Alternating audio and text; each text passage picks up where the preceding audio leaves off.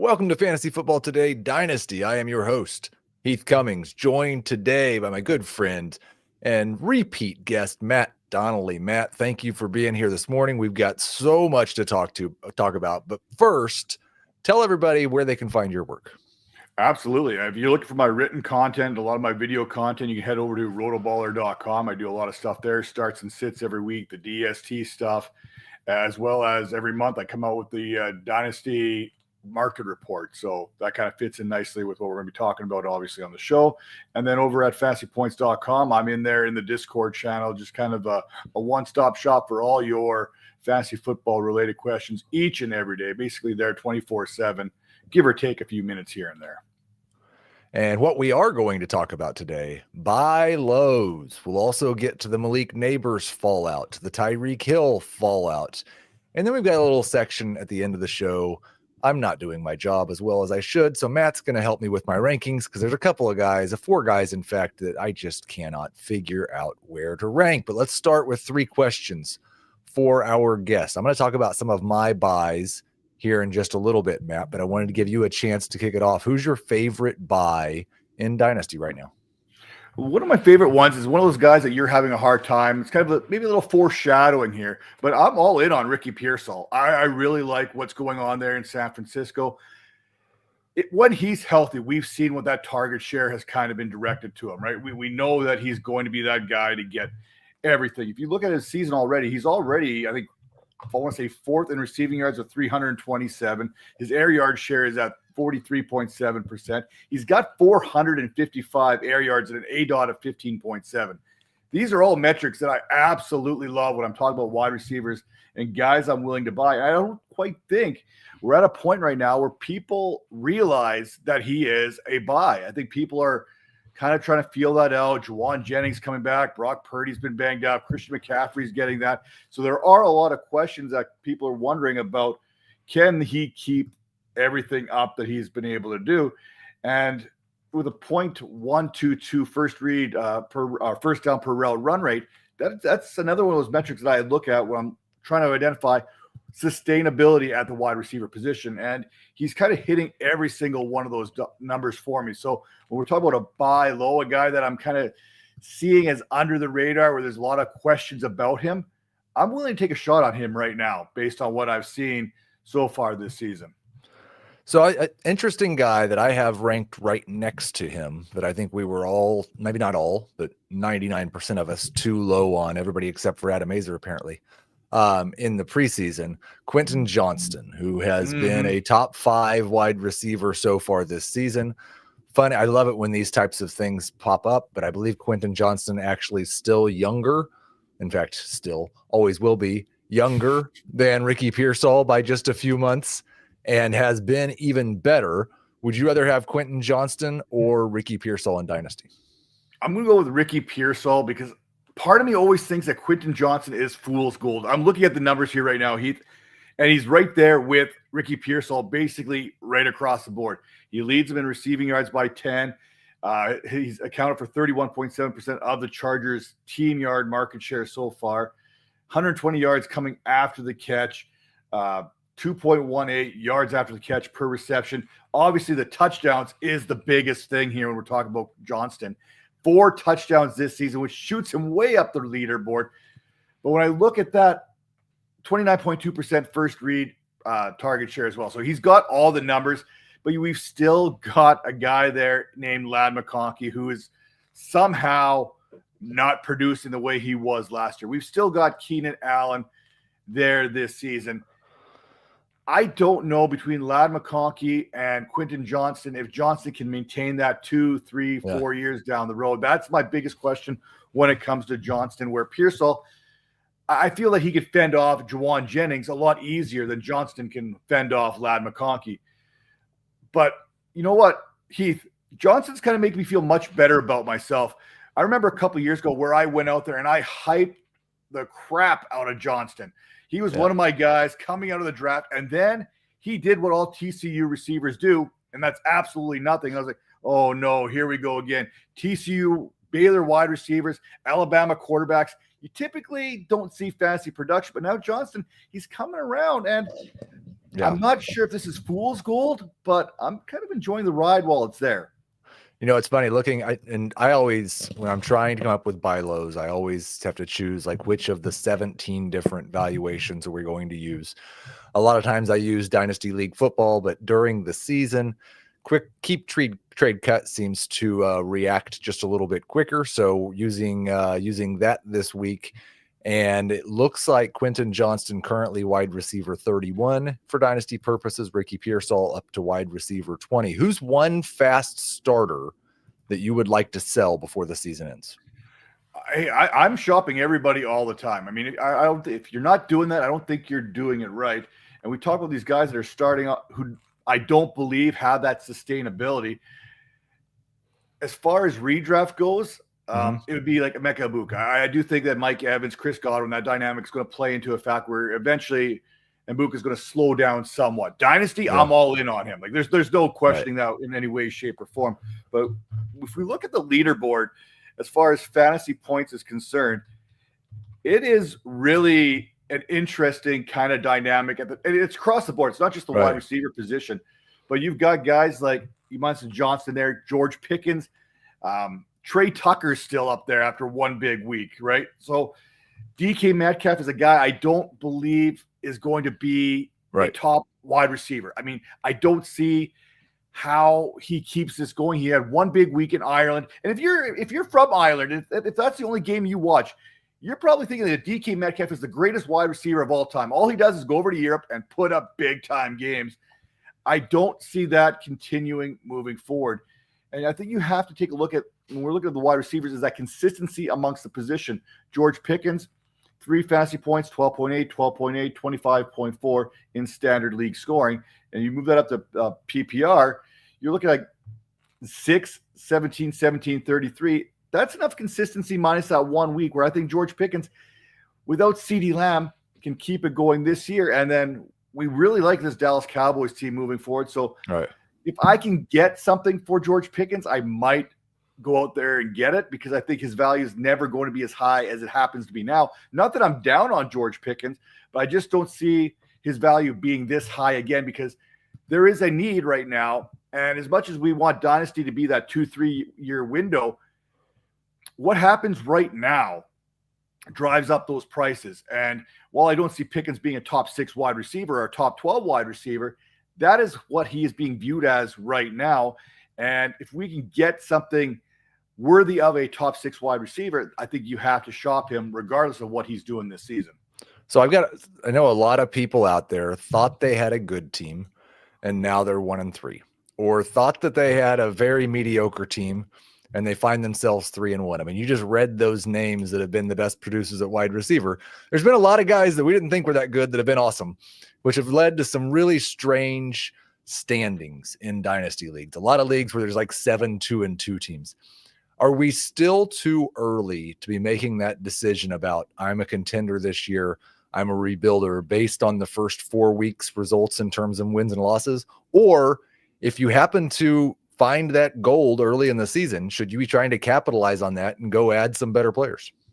I think at that quarter point of the season, which is kind of what we're encroaching upon right now, I think that's kind of the first time to evaluate your team at the quarter point, at the halfway, at the 3/4, right around that trade deadline. Those are kind of the times you want to evaluate where you happen to be. And maybe more so at the quarter point. Like at the halfway point, it's wins and losses for me. That's kind of where you need to go. At the quarter point, I'm looking at more of the points for to give me a better understanding of what team I really have. If I'm 1-3, but I'm still top 4 in fantasy points scored, I'm feeling a little bit better. I'm just getting some bad luck, some bad matchups. I can still recover, and I can still have a good dynasty team for the future as long as I'm producing points right now. So wins and losses, not as important at this point. But yeah, it's getting to the point where I need to evaluate what I'm working with, what I got, what's fool's gold, what's fact, what's fiction, and kind of trying to decipher all of that because it's across the board. You take a look at the quarterback position.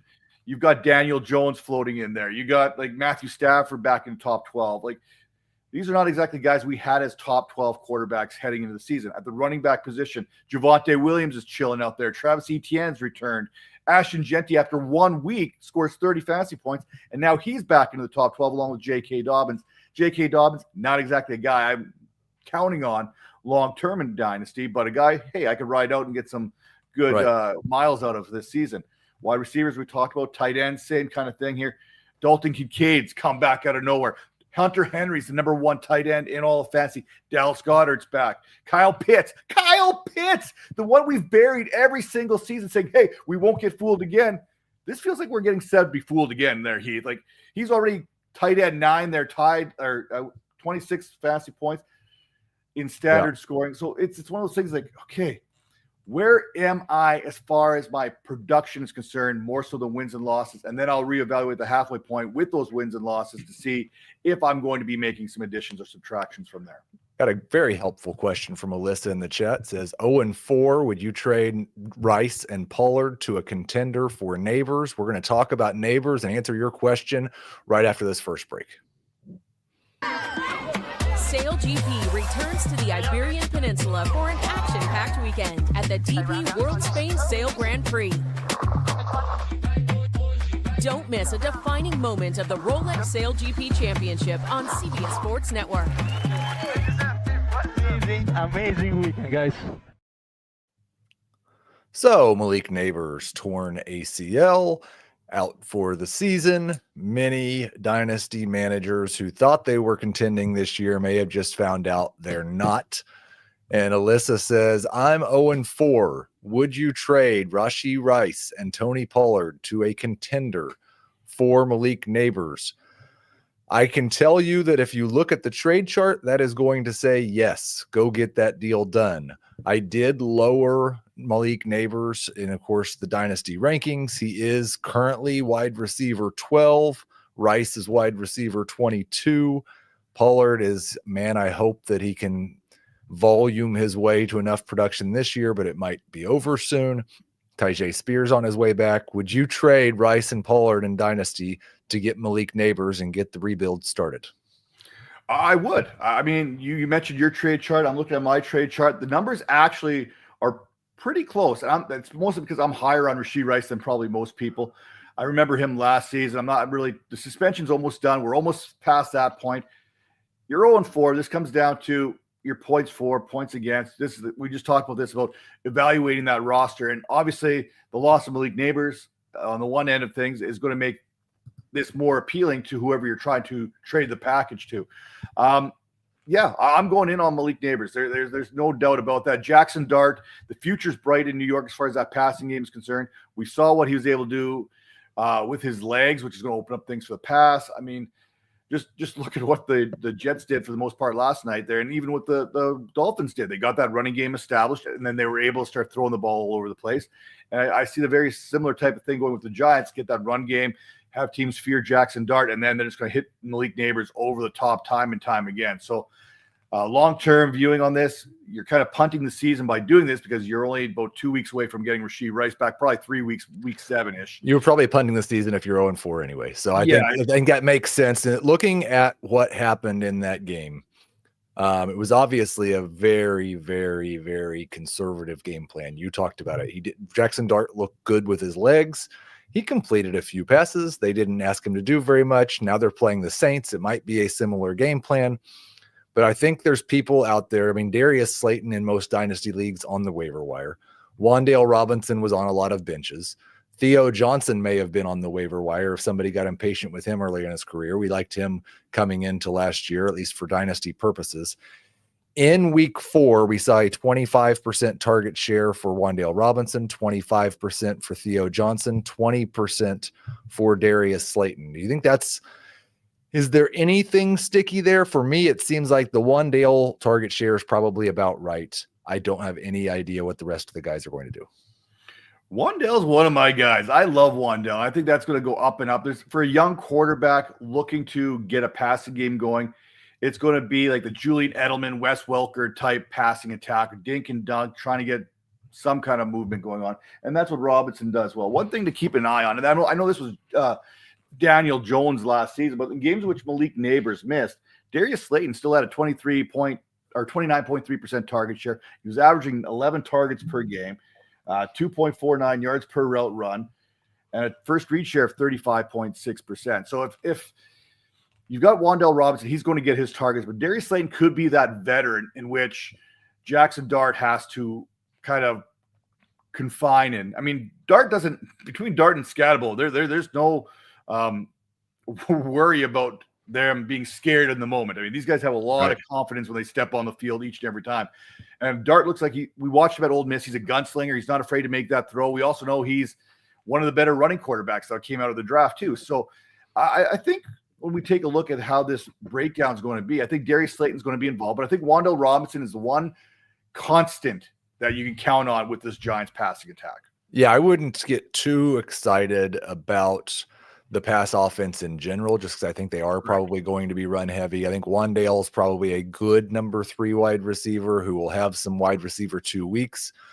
Darius Slayton is a must add. He's probably going to be more of that boom bust, kind of like we've seen from Jamison Williams. Like every third week, you get a big day, and then you have 2 games where it's not great. So maybe a bye week replacement. Maybe we've got 4 teams on a bye this week. He may be your flex or your wide receiver 3. Definitely go add Slayton off the waiver wire. Let's hold on Theo Johnson and I think Cam Scatterbo to the moon, at least until Tyrone Tracy gets back. And then we'll see what that split looks like. I would imagine Scatterbo is probably going to hold on to the starting job, but I'm not sure beyond that. I thought that was going to be the big injury news that we talked about. And then Tyreek Hill with just a devastating leg injury last night. No, I didn't watch it. No, I'm not going to. We certainly hope that he's able to recover. But I think this is one of the first things we see is Tyreek Hill for an early 4th. Like, you're talking about a 31-year-old wide receiver who is having multiple surgeries. And listen, first off, we're just hoping that his leg gets fully fixed and he can live a good life. I mean, playing football again, let's hope that happens, but it's certainly not a guarantee. Would you take a 4th for him, or you just hold him on your injured reserve and hope? I think that 4th is right on that cusp of what I think a 3rd, I'm hitting the smash on. If I can get a 3rd, absolutely. A 4th is kind of like, okay, do I want to hold off? The value is not going to get any better. Like, he's not going to increase. There's nothing going to be there. His market's not going to take off while he's sidelined. We're talking ACL, we're talking MCL, we're talking about that knee dislocation. You mentioned his age. We've already talked about Tyreek Hill in the offseason as an early retirement candidate. He's been talking about life after football and some possible venues in which he can apply his talents, I guess, the best way to put it.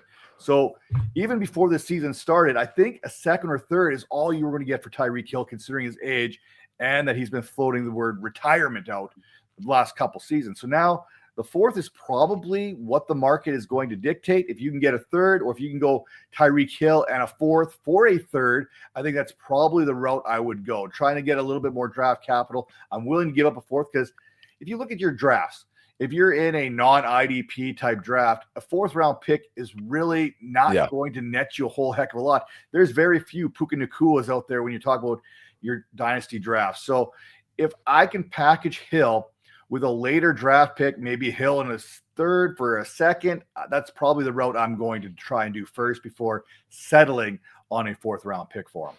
So I think the biggest takeaway from this, other than the fact that some contender just lost Tyreek Hill, is Jalen Waddle. We've always believed in his talent. He's had a hard time himself staying healthy and staying on the field, and he's been, for the past couple of years, kind of trapped in that wide receiver 2 role behind Tyreek Hill. But I think we've said it a lot on this podcast. If Hill's ever out of the way, Jalen Waddle has a chance to be a top 24 wide receiver for sure, and probably top 12 wide receiver. How high is too high to be on Jalen Waddle right now? Just looking at in his consensus ranking or keep trade cut ranking is not going to be reflective of what just happened, obviously, but he was wide receiver 32 in the most recent update there. I have him at wide receiver 23. Do we see, especially since he didn't have the blow up game when Hill left, do we see if there's a buy low opportunity on Jalen Waddle right now? I think you go. A lot of people have talked to me in the Discord channels and whatnot. Who's that one wide receiver that you're targeting right now? And Jalen Waddle's the guy. I don't think the price tag is astronomical to get him. And you're talking about when he was the number one. 2021, I think he was wide receiver 13 when it came to fantasy football. 2022, he was the wide receiver 8 in PPR format. So you're talking about a guy who can be a wide receiver 1 in fantasy. I know we're 2025, 2026, 2027. We're looking at that route here. But the numbers say that if he's given the opportunity, he is going to be able to make the best out of it if he can stay healthy. You take a look at the last couple weeks there, 31% targets per route run rate for Jalen Waddle. He is that guy. And with no Tyreek Hill, I mean, we're talking about what? Nick Westbrook-Akine in 2 wide receiver sets. It's going to be Waddle and a chain every single down all the time. But that's how the ball is going to go out there. Malik Washington can do some Tyreek Hill type things. Maybe that's a guy that you could probably add for free. You mentioned the waiver wire. Maybe that's a guy you kind of stash and see what kind of happens there. But absolutely, Waddle's that guy I'm going after in Dynasty more than anything because I think his value hasn't quite caught up to where it's going to be. What I mean that is take the next couple of weeks where he is the number 1 wide receiver. That value is going to continue to climb each and every week, which means that the opportunity to acquire him is going to cost you more and more each and every week. So this is the best time to get him right now. You know he's going to have a good part of this offense. Miami's offense hasn't been great, but they didn't look bad last night against the New York Jets. I mean, lots of teams look good against the Jets. They get the Panthers this week, so they'll probably look good again. Let's one more name, because you said Malik Washington. I definitely think he is a waiver wire ad. But now I have to give Adam Azer credit again because he was the only guy this summer who seemed to believe it was possible. But Darren Waller returned, and he only listen. This is a tough eval after 1 week, because of his age and injury history and the fact that he played 27% of the snaps in his debut. But the snaps he did play were pretty important because he caught 2 touchdown passes, and now there's no Tyreek Hill. Could he be third in this passing game behind Waddle and Achane? And does Darren Waller matter for fantasy football again? I don't want to say no because I'm one of those guys with Azer that kind of drafted him as a dart throw in deeper leagues. And I contemplate whether or not to drop him this last couple of weeks. I was like, okay, he's really just kind of clogging my roster. This might not work. And all of a sudden, in 1 game played, he has doubled his amount of touchdowns as he did in his New York Giants time. Like, he played 12 games with the Giants, 1 touchdown. 1 game with the Dolphins, 2 touchdowns. So I do think that, well, obviously, realistically thinking, 2 touchdowns a game is probably not going to happen for Darren Waller. But as a third option, and we know when we start hitting these bye weeks and what the tight end position in particular can offer each and every week, if there is a fantasy roulette, it is the tight end position. Like if we take a look at what happened even in this previous week, we know Darren Waller, he came out and he balled out, but we had Goddard with 19 fantasy points, Waller 17, Tommy Tremble 15.2, tight end 6 this week, AJ Barner tight end 8 with 12.2 fantasy points, Mason Taylor 11.5 fantasy points. Hunter Long, not Bretton Strange, Hunter Long managed to put up 11 fantasy points. So when we take a look at the wasteland, I think Darren Waller is worthy of being on your bench. I think he's a guy that in the bye weeks, you might have to start him because he is a startable tight end. But you look at these guys, there's at least 4 or 5 that finished as tight end 1s this week that no one would have predicted being there. And I think with that knowledge, you have to have Waller kind of on your roster at the very least. I don't think I'm going to spend to get him. If I can go out there and put 10% fab on him in a waiver wire, if I can maybe pay a 5th, maybe even a 4th round draft pick, if I'm a contender, just to add a little bit of security at the position, I would possibly do that. He doesn't have that long-term value. He's a little bit older. He's got a lot of miles on him. The Raiders definitely wore him out pretty good before they sent him to the Giants, but he's a guy I would consider adding, but the price has to be right. And it's worth noting that Darren Waller is currently tight end 1 in fantasy points per game this year at the tight end position. And he is facing the Panthers this week, who give up the 5th most fantasy points per game to opposing tight ends. But no Tyreek Hill. He may not even be the best streamer in that game because you mentioned Tommy Tremble. Jatavian Sanders missed last week. He didn't even practice, so I'm guessing he's going to miss at least 1 more week. This team has a 23% target share to tight ends, and the team that has given up the most receiving yards and non-PPR fantasy points to opposing tight ends is the Dolphins. So I don't know how to make sense of the fact that maybe we should rank Tommy Tremble, Brenton Strange, and Darren Waller in the top 12 this week at tight end.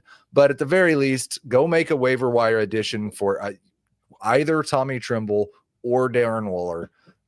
Maybe both if you're in a tight end premium league. Let's get to some of my buy lows. And I think a lot of times when you hear the word buy low, you think, oh, this guy has been bad and he's saying he's going to be better. That's certainly not the case with some of these guys. It's just their value's too low. And I don't know how long it's going to take people to react to what Patrick Mahomes did this week against Baltimore. I know Baltimore had a lot of injuries on defense, but Xavier Worthy came back and Patrick Mahomes looked like Patrick Mahomes. He's currently QB9 on Keep Trade Cut, behind Caleb Williams, behind Justin Herbert, behind Drake May. I think he's going to be a top 3 fantasy quarterback as soon as Rashee Rice is back. This team does not have a run game, and Mahomes is about to have 2 good wide receivers, currently QB3 on the season. So I'll just go through these with you in a dynasty league. And let's talk about contenders, I guess, to start with, because obviously 2 of the guys ranked ahead. Well, Joe Burrow is currently also ahead of him in the dynasty rankings, and contenders that wouldn't matter. Would you rather have Caleb or Mahomes? Caleb or Mahomes, or Yeah. Burrow and Mahomes? Caleb. I'll take Mahomes over Caleb Williams. I do have a lot of concerns about Caleb Williams and his ability to read the entire field and get to his second and third progressions and stuff like that. But look at Patrick Mahomes. 3 weeks out of his 4 this week, over 23 fantasy points. That is old Patrick Mahomes coming back. Their last couple seasons, Mahomes had down seasons, and I'm using air quotes because he was still a QB1 or borderline QB1 even in his worst seasons. Caleb Williams hasn't even he's QB 6 right now. He's had a couple big weeks. Patrick Mahomes has been the Chiefs' rushing attack. Isaiah Pacheco has not been the same since returning from that fractured fibula. Kareem Hunt is on the back end of his career, called what it is. Rashard Smith, okay, he may be a passing option moving forward, but half those passing points are going to go to Patrick Mahomes. So I take a look at this. He would one or the other. It's got to be Patrick Mahomes for me. And when I look at the trade chart, I do have Patrick Mahomes still ahead of Caleb Williams in Dynasty. If anything, so far, Mahomes' start to the season has given me more confidence in Mahomes' future as well. How they're going back to that passing game, even with Travis Kelce not being as big of a part as he once was, which was one of those concerns. Hey, is Mahomes going to have the success without Travis Kelce? Is this something contained? Because we know Kelce's probably down to his last season or 2 as well. Will Mahomes still be what he has been with Kelce gone? And, Worthy, Brown, Rashee Rice. Yes. The answer is yes. And honestly, with the way that Kelce's played this year, he might be better off. Like, I think Kelce's role is really going to shrink once Rashee Rice gets back. And if we've got 18 targets per game going to Rashee Rice and Xavier Worthy, Patrick Mahomes might be QB1. My second buy low, and you guys won't be surprised by this one because I've been higher on him for 6 months, but Kyren Williams down to RB14 on Keep Trade Cut. He's still getting 19 touches per game. The rushing and the receiving efficiency has bounced back. Blake Corum's probably getting more touches than we would like right now, but this is a good offense scoring a lot of points, and Kyren Williams has so far only scored 2 touchdowns. That's going to change. Go buy Kyren Williams, especially if you're a contender, but don't forget that just because of the way we look at him, he's still a very young back with a long contract, probably going to be a starter for you for the next 3 years. Oh, let's not forget, he's still the RB7 this season in rushing yards. He's still got 303 rushing yards. Only Javonte Williams, Robinson, Dobbins, Etienne, Cook, and Taylor have more rushing yards than Kyren Williams. And we're talking about him as if people have already forgotten what he's been able to do throughout his career. All he does is carry the ball and score touchdowns. Touchdowns haven't been there, and yet we're still talking about a guy who is a top 10 running back in the league and easily a top 12 running back as far as fantasy is concerned. So, yeah, if you can go out there and get him, I absolutely would. I'd even float out how more involved Blake Corum is to other managers. I would talk about how I'd bring up the quotes about McVay wanting this to be closer to a 60-40 type split between the backfield. I would throw everything that Blake Corum has done so far this season into the trade talks to try and get the Kyron Williams manager a little bit spooked and see if I can get him for a reasonable deal. Like, I'd be willing to pay a second rounder for him in a dynasty format right now. You said a key word there, reasonable, because I think it's very reasonable to be down on Travis Hunter. He has had a very difficult start to the season, along with Brian Thomas Jr., or along with Trevor Lawrence. But he's now fallen to wide receiver 27. This is a guy who was the second overall pick in the NFL draft. I still believe in his talent and ability as a pass catcher. I'm buying low at wide receiver 27. How much are you panicking over the first month of Travis Hunter's NFL career? He's a rookie. We go back and forth on all these guys. I'm not too worried. Like, I think we're too much involved in that instant gratification culture right now. And I think it is coming into Dynasty. And people are forgetting, when you're playing Dynasty, redraft, I get it. When you're playing Dynasty, you're playing in 3-4 year windows typically. I'm not worried about week number one. I'm not worried about year number one when we're talking about these rookie players. Yes, I want them to have success, but I get it. It's going to take some time to develop. They've thrown the offensive playbook at him. They threw the defensive playbook at him. And I think they're going to start to pull him off on defense. I think he kind of got, I don't want to say benched on the defensive side of the ball last week, but maybe this will allow him to focus on being a wide receiver. And I think that's what you have to do. If you want him to play both ways, I don't think you can throw him out there both ways. There's too much learning to go on to be able to do that. So I think what Jacksonville's going to do and what we're going to see in the next coming weeks is a more focused Travis Hunter on the offensive side of the ball, get him to understand and get a grasp of this offense. And then as the season goes on, gradually introduce the defensive stuff to him as well. So I think they should have done that off the get-go, kind of, okay, you're our wide receiver. We're going to get you down, get this understanding, and work from there. But yeah, I'm not worried about him. He's coming into a very unique situation that no other players really come into, coming from college to the pros. You know what? Let's take a little detour here, because Poochie's uncle wants to make sure that you know that I turn my lights out at my house on Halloween night. I am a terrible human being on Halloween night. Actually, I think it was last year that I sat out in the driveway with my wife and we passed out some candy. But we got a dog. The dog hates it when the doorbell rings or somebody knocks on the door. Just try to be nice to the dog. And there's lots of other people giving out candy. They don't eat my candy too. The candy's not even good for them. Like, you get dressed up, walk around the neighborhood. Don't make me feel bad. Chris Olave, wide receiver 30 on Keep Trade Cut. 43 targets to begin the year. Fantastic. 185 receiving yards. Not so fantastic. Spencer Rattler has been a mixed bag, but I'm pretty encouraged by Chris Olave's role in Kellen Moore's offense, the types of targets they're getting him. I think the efficiency is going to improve, and he's still just 25 years old. Do you think that this is still some of the concussion concern weighing on Chris Olave's value, or are people just too scared of Spencer Rattler? I do think it is a combination of the two. I think it is Spencer Rattler is not a good quarterback. That automatically comes into play. And two, like, guy couldn't even start at Oklahoma once he got benched, right? And then he got into South Carolina, and things kind of went south for Spencer Rattler. Now all of a sudden he's thrust into the starting quarterback position of an NFL football team that isn't exactly great. That offensive line isn't great. They're one of the bottom 5 probably in the league as well. So that plays into it. And the concussions are always going to be there. I mean, end of the day, every player is legitimately one hit away from their career being over. I mean, that the shelf life for an NFL player is so small. What's the average? 2-3 years? I mean, that's the average of an NFL player. So when we take a look at this, there are some flags there when it comes to Chris Olave. But I look at this right now, and I'm living in the now when it comes to Olave. I'm living in that 2 to 3 year window, and I'm looking at a Jarvis Landry-esque type situation for him, where you mentioned the targets are great. You mentioned the receptions. I think he has 26 receptions, give or take, but the yards at 185. This is what Jarvis Landry did for a good portion of his career, where he ended up being a top 12, top 15 wide receiver in fantasy because of volume. If you're talking PPR, catches matter. Like, you could literally catch 5 balls for -2 yards and still have 4.8 fantasy points. Like, you could have negative yardage and still be positive. So I'm taking Chris Olave here, and I'm looking at this week here against the Giants.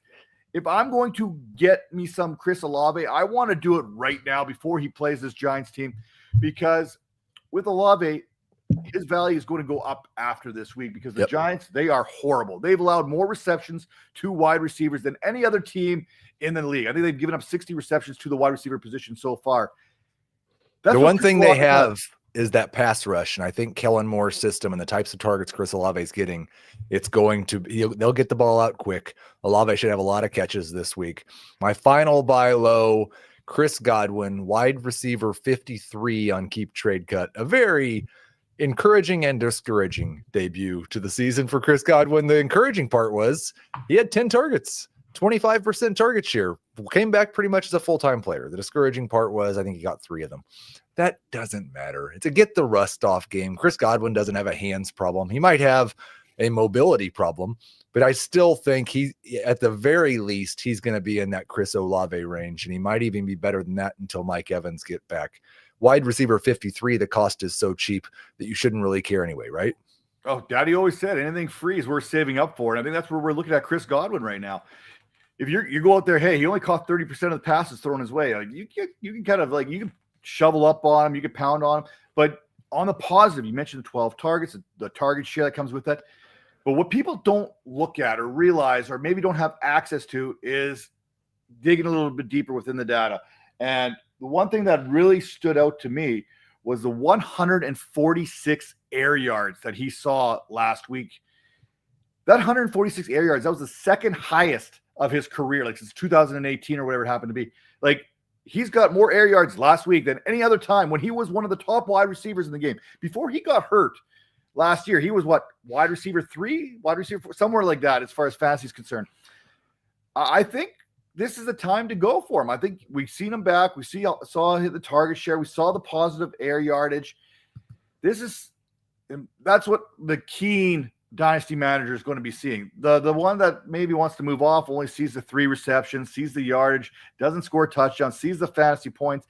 I think with Chris Godwin in particular, you have to look at what's not necessarily right there. That's at air yards. Air yards is not really a trackable fantasy number, right?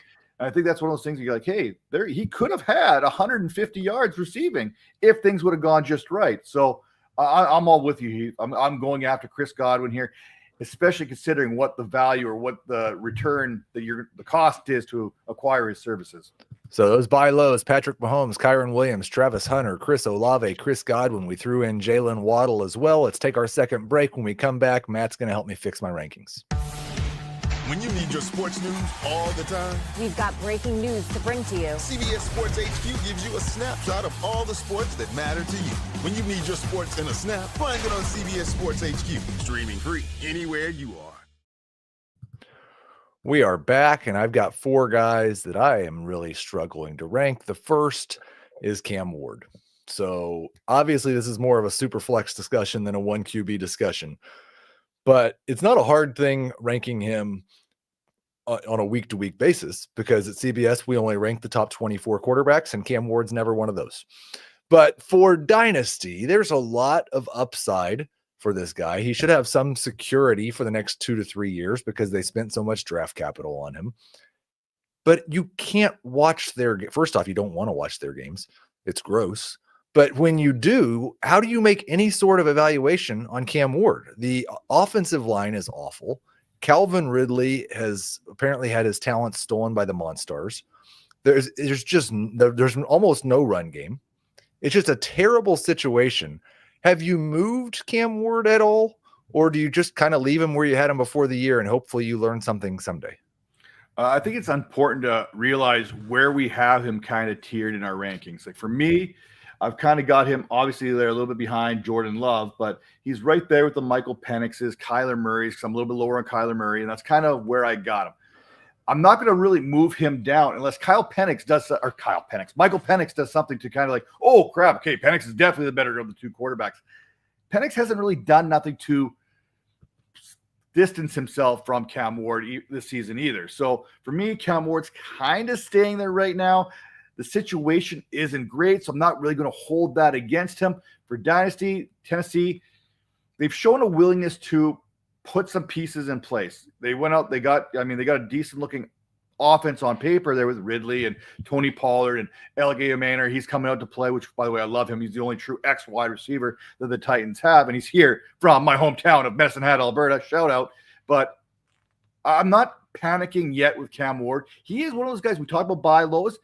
He's might be one of those guys I'm kicking the tires for and seeing if he's a guy that I can acquire at a decent price, because people spend in Superflex a top 3 pick on him. And I bet you right now there are some frustrated managers out there that you can probably float out a second-round pick and probably get him right now. Would you rather have Cam Ward or CJ Stroud on your Dynasty roster? I think it's still Stroud. I think it's Ward or McCarthy? McCarthy still. Ward or Dart? This is a tough one because I had actually Dart ahead of Ward in my rankings just because of the rushing upside. I love what Dart can do, and he's just kind of that guy I always like. Ward or Bryce Young? This is close. I would probably go with Ward here because at this point in Young's career, we kind of know, unfortunately, what he happens to be. Right. We've seen some glimpses of good play, but we haven't seen that on a consistent basis. Ward, it's like the mystery box on Simpsons. Hey, here's Bryce Young, or you can take what's in the mystery box. And I'm going to take the mystery box, and that's going to be Cam Ward this week or this year. The second guy I'm having a really hard time ranking because I may have gotten a little bit too excited about him is Jordan Mason. I think he's a very good rusher. I just don't know how much longer Aaron Jones is going to be out. And the Vikings have the Browns this week, the bye next week. And I know this is a dynasty show. The next couple of weeks really shouldn't matter all that much, but it may matter in how they distribute the touches when Aaron Jones gets back. Xavier Scott had a huge role on passing downs, and Mason's 26 years old. A lot of his value tied up in what he could potentially be this year. Is he just a number 3 running back? I think you can have him as an RB2. Not this week, obviously, because I don't start no running backs against the Browns. I don't care. I don't care. Yes, sure, Jahmyr Gibbs had a good week, but there's a hit list of running backs that have not had much success this season against that Browns defense. So I'm afraid Mason is probably going to fall victim to the Browns defense. And then obviously we have the bye week. Then Aaron Jones comes back. And then people will tend to forget that Mason was there. So I think you have an opportunity once again to buy low on a 26-year-old running back who is going to be eventually the replacement for Aaron Jones, maybe next season, maybe the season after that. That puts him at 27. You still got 3 years of use out of him. So, I mean, I think you can get a reasonably believe that he could be an RB2. We saw him fill in for Christian McCaffrey last season, the first 8 weeks of the season. He's one of the top running backs out there. I think that's why we're a little bit disappointed in what he's been able to do, why we find it so difficult to rank, because we saw him at his pinnacle. We saw Jordan Mason as one of the best running backs when given an opportunity to do so. He's got that opportunity, but he hasn't done so consistently so far. He's had a couple good weeks. Last week was a bit of a downer. This week is going to hurt. So I know why you got him ranked the way you got him ranked, why you have a hard time figuring it out, because he kind of comes into that whole, is he Tony Pollard? Is he Brian Robinson Jr.? Kind of like, where does he kind of fit in that mold? And right now, I think he's probably closer to Brian Robinson Jr. because we got Aaron Jones coming back. You mentioned Scott. So we had, I see 1, 2, 3, 4 running backs that I have ranked within about 10 spots of each other. They were all 26 when the season started. One of them may have had a birthday by now. Jordan Mason, DeAndre Swift, J.K. Dobbins, Jaylen Warren. We got Mason, Swift, Dobbins, and Warren. That's the order I have them ranked in. How would you have those 4 ranked? I'm probably going to go with Swift at the first spot there.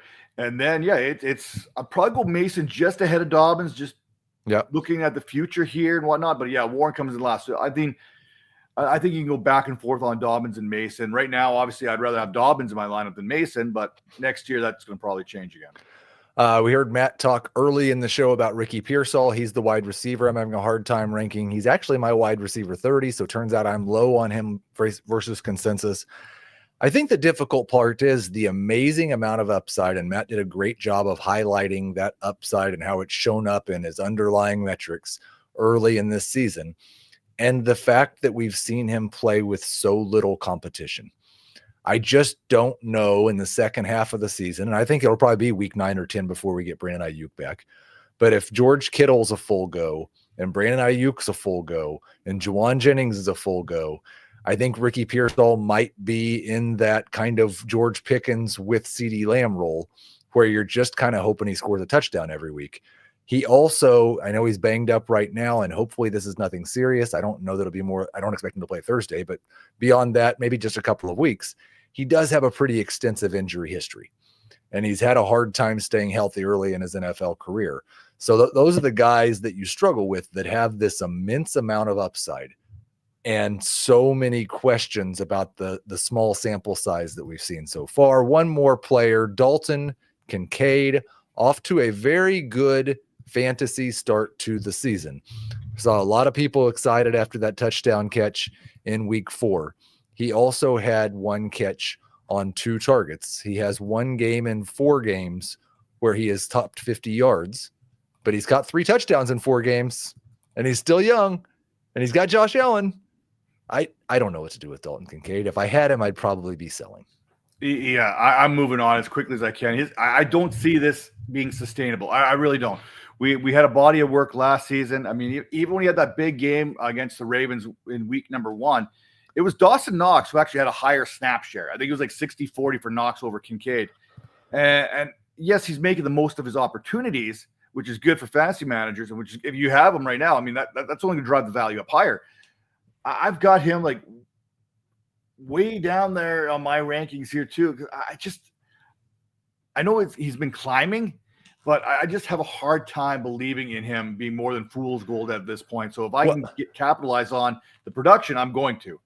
To the fool's gold point, like Jackson Hawes is now playing a bunch of snaps. Dalton Kincaid in week 4, it wasn't just a season low 2 targets.